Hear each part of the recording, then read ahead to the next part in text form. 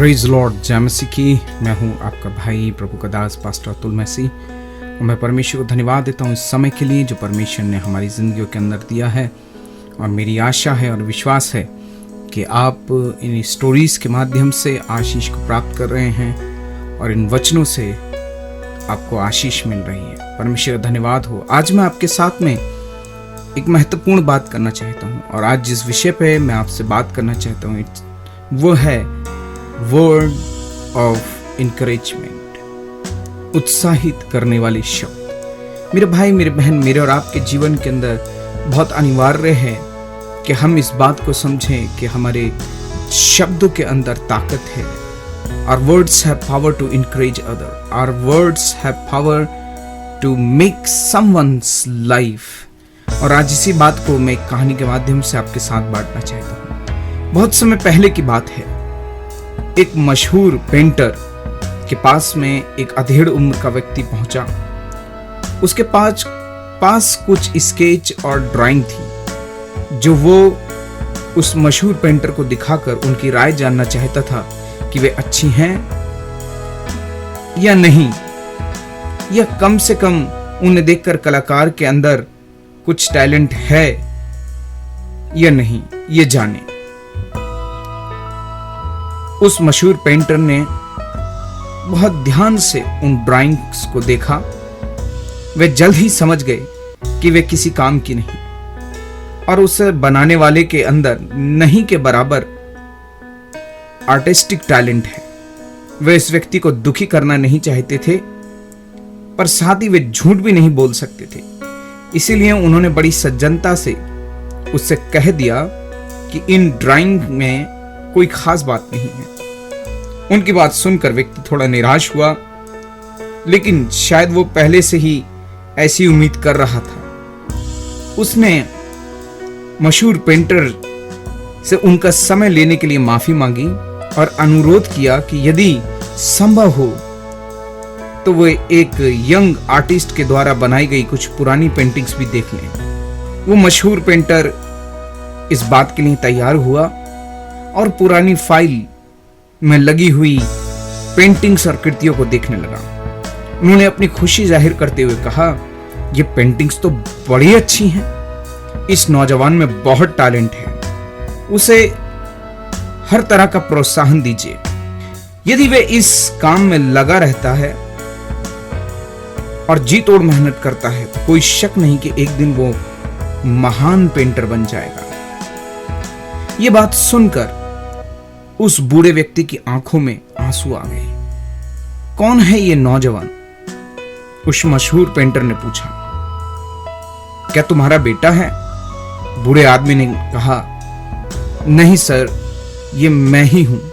30 साल पहले मैं काश उस समय किसी ने 30 साल पहले काश मुझे किसी ने आपकी तरह प्रोत्साहित किया होता तो मैं पछताने की जगह एक खुशहाल जिंदगी जी रहा होता।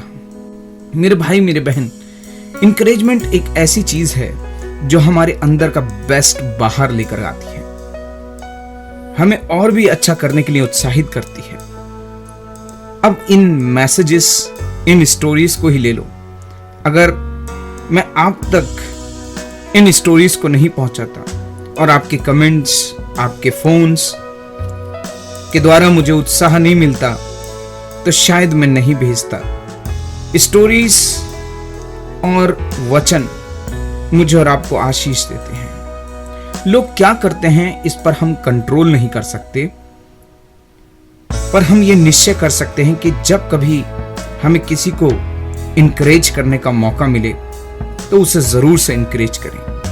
पहला थिस्सलुनीके 1 अध्याय उसका 11 वचन कहता है, इस कारण एक दूसरे को शांति दो और एक दूसरे की उन्नति का कारण बनो। निदान तुम ऐसा करते भी हो। क्या आप ऐसा करते हैं? क्या आप दूसरों को उत्साहित करते हैं ताकि आप उनकी उन्नति का कारण बने? इब्रानियों उसका 10 अध्याय और 24 वचन कहता है, और प्रेम और भले कामों में उकसाने के लिए एक दूसरे की चिंता किया करो। आज लोग बुराई करने के लिए उकसाते हैं, लड़ाई व गलत बातों के लिए उकसाते हैं, धर्म के नाम पे उकसाते हैं, जाति के नाम पे उकसाते हैं, राजनीति के नाम पे उकसाते हैं। पर बाइबल हमें सिखाती है कि हम लोगों को भले कामों के लिए उकसाएं। पहला थिस्सलुनीके उसका 5 अध्याय उसका 13 और 14 वचन कहता है, और उनके कामों के कारण प्रेम के साथ उनको बहुत ही आदर के योग्य समझो, आपस में मेल मिलाप से रहो। और हे भाइयों, हम तुम्हें समझाते हैं कि जो ठीक चाल नहीं चलते उनको समझाओ, कायरों को ढाढ़स दो, निर्बलों को संभालो, सबकी ओर सहनशीलता दिखाओ। आप अपने पास्टर का आदर करने के द्वारा उन्हें उत्साहित कर सकते हैं, क्योंकि वे आपके लिए दिन रात प्रार्थना करते हैं, भिन्न भिन्न माध्यम से आपके पास परमेश्वर का वचन पहुंचाते हैं, दुख उठाकर वचन सुनाते हैं। उन्हें आपके साथ और उत्साह की आवश्यकता है। वैसे ही पास्टर को भी लोगों को उत्साहित करने की आवश्यकता है। परमेश्वर का वचन कहता है बाइबल के अंदर, पौलुस उनेसिमुस नाम के व्यक्ति को उत्साहित करता है। और वो व्यक्ति जो कि पौलुस को जेल में मिला था और पौलुस की कैद में पौलुस से उत्पन्न हुआ था, परमेश्वर का वचन बताता है कि जब पौलुस ने उसको उत्साहित किया तो उनेसिमुस एक महान सेवक के रूप में उभर के आता है। आइए आज हम भी उत्साहित करना शुरू करें, लोगों की छिपी हुई प्रतिभाओं, अच्छाइयों और गुणों को सामने लाएं, उन्हें परमेश्वर का एक सिद्ध जन बनने में मदद करें, उन्हें उत्साहित करें, उन्हें आशीष दें। आपके शब्दों के अंदर सामर्थ्य है। Your words have power to encourage other, to build other. आज अपने शब्दों का सही इस्तेमाल करें और कोशिश करें कि आपके शब्दों से लोगों की उन्नति हो, लोग आशीष पाएं, लोग परमेश्वर के निकट आएं जो परमेश्वर से दूर हैं। शायद आज वो इतने अच्छे से प्रार्थना नहीं कर पा रहे हैं जैसे आप करते हैं, लेकिन कोई बात नहीं, उनको उत्साहित करिए और उनसे बोलिए आपने अच्छा प्रार्थना किया। आज बहुत से मेरे भाई और मेरे बहन जो काम कर रहे हैं, आज उनको उत्साहित करने की आवश्यकता है, जो बिना रुके बिना थके मेहनत कर रहे हैं, दूसरों की भलाई के लिए काम कर रहे हैं। मैं और आप परमेश्वर के लोगों, हमें उन्हें उत्साहित करना है।